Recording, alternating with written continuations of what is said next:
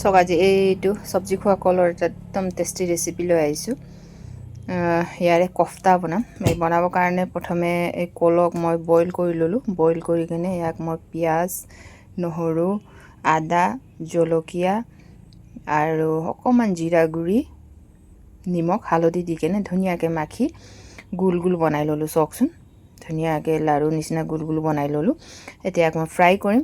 আজি বনাম মানে কলৰ কফতা। আপোনালোকে চাবচোন ভিডিঅ' সম্পূৰ্ণকৈ। ফ্ৰাই কৰিবৰ কাৰণে অইল গৰম কৰি ল'লোঁ। অইল হ'ল ৰিফাইন অইল। এটা এটাকৈ ফ্ৰাই কৰি ল'ম ধুনীয়াকৈ প্ৰথমে।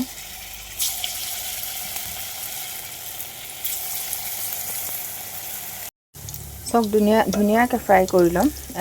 এই কলক মই লাড়ু নিচিনা মাখিবৰ কাৰণে 3 চামুচ কৰ্ণফ্লাৱাৰ দিছিলোঁ।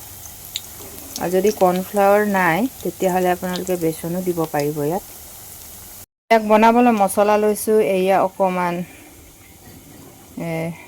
বাদাম, পপি চিড 1 চামুচ, 1 চামুচ ধনিয়া, গোটা ধনিয়া আৰু আদা নহৰু এইকেইটা মই ধুনীয়াকৈ পিচি ল'ম।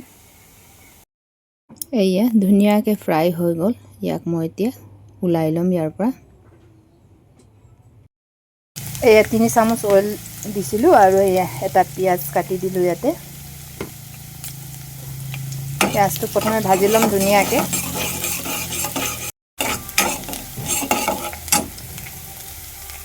দুটা কেঁচা জলকীয়াও দি দিলোঁ।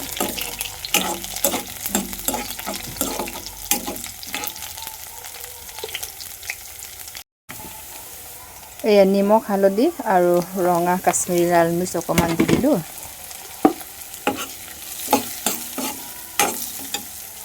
এতিয়া ইয়াত দিম মই পিচি থোৱা মছলা।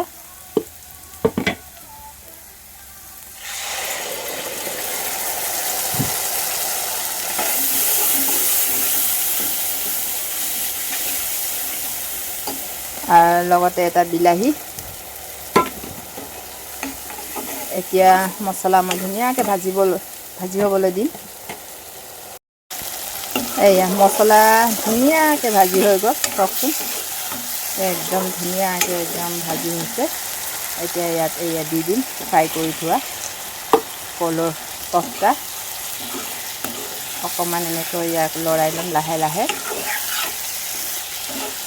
2 মিনিট কম জুইত সিজিবলৈ দিম এনেকৈ খোলাকৈ। ইয়াত 2 মিনিট ইয়াক মই সিজিবলৈ দিলোঁ। দেখিলেনে? এতিয়া ইয়াত মই পানী দি দিম। এয়া পানী দি দিলোঁ।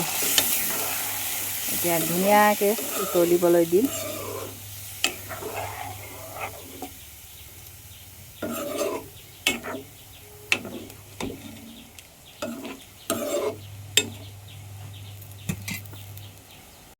চাওক ধুনীয়াকৈ উতলিছে। এতিয়া ইয়াত দি দিছোঁ অকণমান মান ধনিয়া।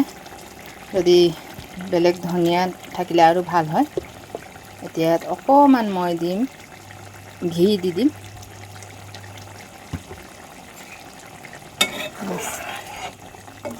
কফতা কাৰী, কলৰ কফতা কাৰী ৰেডি হৈ গ'ল। চাওকচোন কি ধুনীয়া হৈছে আৰু বহুত টেষ্টি হয় খাবলৈ। এয়া কলৰ কফতা কাৰী ৰেডি হৈ গ'ল। আৰু এইটো খাবলৈ বহুত টেষ্টি হয়। আপোনালোকে ইয়াক ৰুটিৰ লগতো খাব পাৰি, ভাতৰ লগতো খাব পাৰি।